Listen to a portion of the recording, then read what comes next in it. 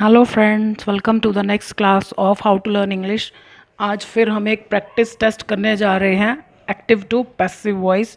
ये ऊपर 5 क्वेश्चंस हैं, नीचे आंसर्स हैं। तो आपको पहले नीचे नहीं देखना, आप ऊपर इनको देखिए और इनके आंसर्स लिखिए। उसके बाद आप चेक कीजिए अपने आंसर्स और देखिए कितने मार्क्स आते हैं। बहुत छोटा सा टेस्ट है, 5 मार्क्स का टेस्ट है। फर्स्ट सेंटेंस है, are the children playing a new game. क्या बच्चे खेल रहे हैं एक नई गेम। तो पैसिव वॉइस बनाने के लिए हमको क्या करना है, ये सारे एक्टिव वॉइस में हमको पैसिव में बनाना है। सीधा हम वर्ब के पास जाएंगे, खेल रहे हैं, पूछेंगे क्या खेल रहे हैं या किसको खेल रहे हैं। तो क्या का जवाब है अ न्यू गेम। तो यानी ये हमारा सब्जेक्ट बनेगा। अब ये सब्जेक्ट कहाँ आएगा, सब्जेक्ट की जगह ये इज़ आर यहीं रहेगा, लेकिन हमको अपने नए सब्जेक्ट के अकॉर्डिंग इसको चेंज करना पड़ सकता है। अब यहाँ पर चिल्ड्रन ज़्यादा थे तो इसलिए आर था। अब यहाँ पर न्यू गेम तो एक किया तो ये इज़ हो जाएगा। So is a new game. अब पैसिव वॉइस आप जब भी बनाओगे आपको अपने पास से एक बी की फॉर्म लगानी है। बी का मतलब होता है होना है। तो बी की फॉर्म्स होती हैं is am are, was were, be तो है ही खैर, बीइंग, बीन। इसके अलावा बी की कोई फॉर्म नहीं होती। प्लस पैसिव वॉइस कहीं भी हो, कैसा भी हो, कोई भी टेंस हो, ओनली थर्ड फॉर्म, और कोई फॉर्म पैसिव वॉइस में यूज़ नहीं होती, भले ही टेंस कोई भी हो। ये 2 चीज़ें आपको याद रखनी है। तो अब आप देखो इसमें आईएनजी था, तो ये कॉन्टिन्यूस टेंस की पहचान है। कॉन्टिन्यूस टेंस बिना आईएनजी के नहीं बनता। तो वो आईएनजी तो हम छीन लेंगे क्योंकि हम थर्ड फॉर्म कर देंगे, क्योंकि अभी मैंने आपको बताया। वैसे तो जिनको पैसिव वॉइस नहीं आता उनको पहले पैसिव वॉइस समझना चाहिए कि पैसिव वॉइस होता क्या है। तो उसके लिए आप वीडियोस देख सकते हैं, प्लेलिस्ट में जाइए, वहाँ पर पैसिव वॉइस सब टॉपिक्स पर वीडियोस बनी हुई हैं, तो आप उस पर जाकर देख सकते हैं। अगर आपको मेरी वीडियोस ढूंढनी हो तो how to learn English type करेंगे तो उतनी ईजिली नहीं मिलेंगी, क्योंकि हाउ टू लर्न इंग्लिश के नाम से बहुत सारे चैनल्स हैं। आप ये टाइप कीजिए नाम, रोज़ी विट्ठल, तो आपको मेरी सारी वीडियोस फ़ौरन मिल जाएंगी। फिर प्लेलिस्ट में जाएंगे तो आप वॉइस देख सकते हैं, passive voice. So is a new game, तो हमने आईएनजी छीना तो हमको पता चल गया कि हमको जो फॉर्म अपने पास से अभी लगानी है बी की, वो ऐसी होनी चाहिए जिसमें आईएनजी आ जाए। तो हमने बीइंग लगा दिया। ये तो हमको ऑलरेडी दिया हुआ था, हमने सिर्फ इसकी शक्ल चेंज करी है, क्योंकि अब ये एक है, सिंगुलर के लिए इज़ आता है। तो अभी हमने अपने पास से तो बी की फॉर्म लगाई ही नहीं। तो जहाँ पर भी कॉन्टीन्यूस टेंस हो, कोई काम हो रहा है, तो वहाँ पर हम बीइंग लगाते हैं और ये थर्ड फॉर्म प्लेड। अब ये जो है काम करने वाला, ये लास्ट में चला जाएगा इसके साथ बाय द चिल्ड्रन। दोनों का मीनिंग सेम होना चाहिए। क्या बच्चे एक नई गेम खेल रहे हैं, क्या एक नई गेम को खेला जा रहा है बच्चों के द्वारा। Are the players. अब वो पैसिव वॉइस की जो पहली वीडियो है वो ज़रूर देखिएगा, क्योंकि मैंने देखा स्टूडेंट्स को पैसिव वॉइस की इंपॉर्टेंस ही नहीं पता। वो सोचते हैं कि ग्रामर की बुक्स में लिखा होता है कि ये सब्जेक्ट की जगह ऑब्जेक्ट आ जाएगा, ऑब्जेक्ट की जगह सब्जेक्ट आ जाएगा। तो मुझसे तो कई स्टूडेंट पूछते हैं कि पैसिव वॉइस क्या स्पीकिंग में, राइटिंग में यूज़ भी होता है। हाँ बिल्कुल होता है, बहुत होता है। एक्चुअली जब हम आम तौर पर पैसिव वॉइस के सेंटेंसेस बनाते हैं, ये मैंने शायद पिछली वीडियो में, उसमें ये वाला पोर्शन नहीं होता मोस्टली कि बाय द चिल्ड्रन, चिल्ड्रन के द्वारा। जैसे हम कहते हैं ना कि आप टेलर के पास जाकर बोलते हो कि मेरी ड्रेस सिल गई है, तो ये पैसिव वॉइस है, क्योंकि इसमें बात किसकी हो रही है, मेरी ड्रेस की। तो ड्रेस ने तो कुछ किया ही नहीं, तो जब सब्जेक्ट काम ही नहीं कर रहा तो वो पैसिव वॉइस में बनेगा। अब उसमें के द्वारा नहीं आता, हम ये नहीं कहते मेरी ड्रेस सिल गई है आपके द्वारा। पर क्योंकि अभी हमें सीखना है तो इसलिए ऐसे ही सीखना ज़रूरी है। Are the players to learn. अब ये इज़ एम आर के बाद हमने एक ही चीज़ सीखी थी, कॉन्टीन्यूस टेंस। अब ये क्या चीज़ है, are the players to learn, यानी इज़ एम आर के बाद, सब्जेक्ट के बाद इन्फिनेटिव आ गया। तो इज़ एम आर के साथ जब इन्फिनेटिव आता है तो इसका मतलब है कि इसने ये काम अभी करना है। ठीक है, करना है। ये मैंने फाइंड आउट एरर्स में बहुत सारी जगह पर एक्सप्लेन किया हुआ है, लेकिन आपको पैसिव वॉइस में अलग से बता रही हूँ। So are the players to learn, क्या खिलाड़ियों ने सीखना है, द रूल्स, नियम, ऑफ द न्यू गेम, नई खेल के, नई गेम के रूल्स क्या उन्होंने सीखने हैं। अब पैसिव वॉइस बनाना है तो सीखना है, क्या सीखना है, द रूल्स। अब जो क्या का जवाब है, अगर उसके साथ ऑफ प्रपोजिशन लगी है, यानी इसका मतलब ये सारा का सारा इकट्ठा आएगा। क्यों, क्योंकि ये रूल्स के बारे में ही तो बता रहा है, the rules of the new game, नई गेम के रूल्स। तो ये सारा यहाँ इकट्ठा लिखा जाएगा यहाँ पर। अब रूल्स है तो आर ही रहेगा। अब यहाँ तो हम आईएनजी छीन रहे थे तो इसलिए हमने बीइंग लगा दिया, पर यहाँ तो आईएनजी है ही नहीं, यहाँ पर हमें इसका पैसिव वॉइस बनाना है। तो टू प्लस फर्स्ट फॉर्म यानी इन्फिनेटिव का पैसिव वॉइस कैसे बनता है, to be plus third form.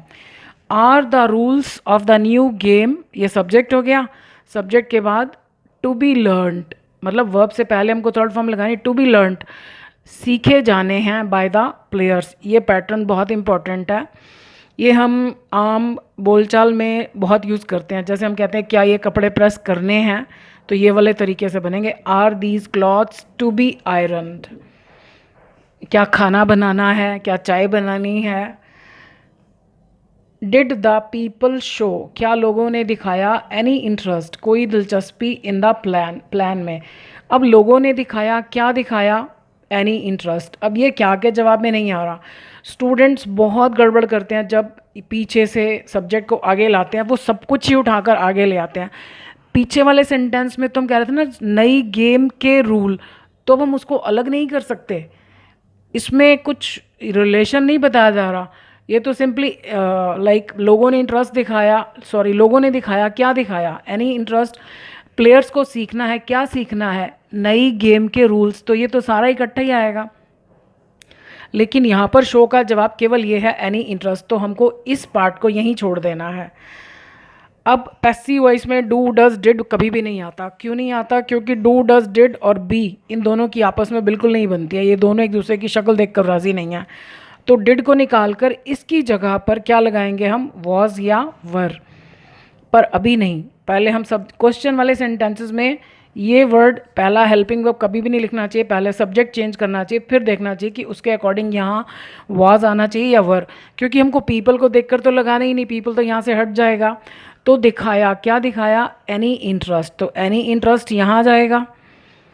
तो एनी इंटरेस्ट के साथ क्या आएगा, वॉज। बस हमको सिर्फ एक बी की फॉर्म लगानी थी, वो हमने लगा दी। अब हमने और बी की फॉर्म नहीं लगानी। So was any interest. आप जब भी चेंज करते हो ना, ऊपर वाले सेंटेंस को देखते जाओ। डिड की जगह हमने वॉज लगा दिया, पीपल की जगह हमने एनी इंटरेस्ट लगा दिया, उसके बाद ये वर्ब आएगा थर्ड फॉर्म शोड। अब हमारे पास दो चीज़ें बच गई, एक तो ये बच गया और एक ये बच गया। जो बाकी बचा हुआ हिस्सा है अगर वो प्रपोजिशन से शुरू हो रहा है तो मोस्टली यही पहले आएगा। So was any interest showed in the new plan, by the people लिखने की ज़रूरत ही नहीं है, बस यही सेंटेंस ख़त्म। जब भी यहाँ पर द पीपल लिखा हो और पीपल के बारे में ना बताया गया हो कि किस तरह के लोग, कुछ भी नहीं बताया, खाली द पीपल लिखा है, तो पैसिव वॉइस में हम उसको नहीं लिखते हैं। अंडरस्टूड है। जब हम कहते हैं कि क्या प्लान में कोई इंटरेस्ट दिखा, तो किसने दिखाना था, लोगों ने दिखाना था, मतलब जिन भी लोगों को वो दिखाया गया। सो बाय द पीपल नहीं लिखना। Will they construct this building next year. Building बनाने के लिए मेक नहीं आता, या तो बिल्ड आता है या कंस्ट्रक्ट आता है, और यहाँ विल का विल ही रहेगा, सब्जेक्ट चाहे कोई भी, उसमें कोई चेंज नहीं होगा। अब वो बनाएंगे, क्या बनाएंगे, दिस बिल्डिंग। अब ये क्या के जवाब में नहीं आ रहा तो इसको हमने छेड़ना ही नहीं है। तो ये दिस बिल्डिंग हमारा सब्जेक्ट आएगा यहाँ पर। अब हमको बी की फॉर्म लगानी है, तो कई बार स्टूडेंट्स कंफ्यूज हो जाते हैं कि यहाँ पर कौन सी बी की फॉर्म लगाएं। जब बाहर वाला हेल्पिंग वर्ब नहीं निकालना, तो बाहर वाले के साथ ही लाइक विल के साथ ही लगा कर देखो क्या जचता है, विल बी होता है, तो वो बी कहाँ आएगा, इस थर्ड फॉर्म से पहले। सो विल नया सब्जेक्ट दिस बिल्डिंग, उसके बाद कंस्ट्रक्ट लिखने से पहले हमने बी की फॉर्म लगा दी, थर्ड फॉर्म कंस्ट्रक्टेड। अब हमारे पास ये बचा नेक्स्ट ईयर और दे। टाइम को एंड में ही लिखा जाता है।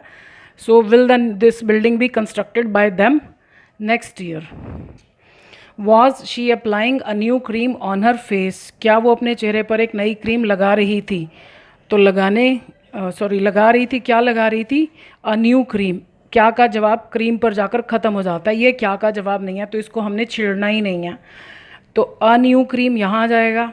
अब क्रीम एक ही है तो वॉज का वॉज ही रहेगा, वॉज अ न्यू क्रीम।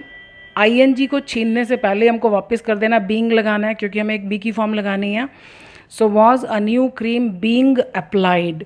अब ये बचा ऑन हर फेस और ये बाय हर। मैंने आपको बोला ना कि अगर बचा हुआ हिस्सा ग्रुप ऑफ वर्ड्स और प्रेपोजिशन से शुरू हो रहा है तो ज़्यादातर यही पहले लिखा जाएगा। So was a new cream being applied on her face by, she का क्या हो जाएगा, बाय हर। और पैसिव वॉइस में ये याद रखिएगा कि ये दो चीज़ों के बिना, बी की फॉर्म और थर्ड फॉर्म के बिना कहीं भी कोई भी किसी भी तरह का पैसिव वॉइस कोई भी टेंस नहीं बनता है। तो आज देखिए कितने मार्क्स आए। आज तो टेस्ट बहुत छोटा है, अब मैं छोटे ही बनाऊंगी, ठीक है, क्योंकि लंबे लंबे करते शायद आप थक जाते होंगे और मैं भी शायद लंबी वीडियोस बनाने में ज़्यादा टाइम लगता है, तो मैं कोशिश करूँगी छोटे में, शायद जल्दी रिजल्ट मिलता है, आपको अच्छा लगेगा। So thank you for watching this video.